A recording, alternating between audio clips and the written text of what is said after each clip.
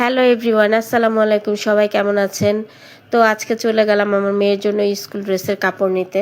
School ড্রেসের কাপড় নেওয়া শেষে টুকটাক মেয়ের জন্য কিছু জিনিসপত্র কিনে নিলাম। প্রথমে আমরা জুতা কিনে নিলাম, তারপর একটা শালের দোকানে যে ওখান থেকে একটা শাল নিয়ে নিলাম।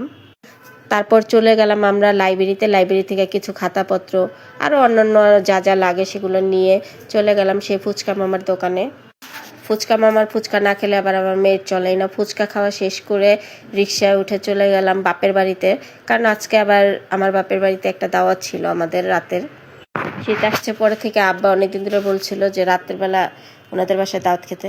তো আয়সা দেখে আমার বোনকে ওর জামাই শাড়ি কিনে দিয়েছে, ওগুলো আবার ও আমাদের দেখালো। তারপর খাওয়ার পালা শুরু হলো, সবাই খাচ্ছে। আমার বড় বোনের জামাই, আমার ছোটো বোনের জামাই সবাই একসাথে খেতে বসছিল, আমার হাজব্যান্ড আর আমার ভাই।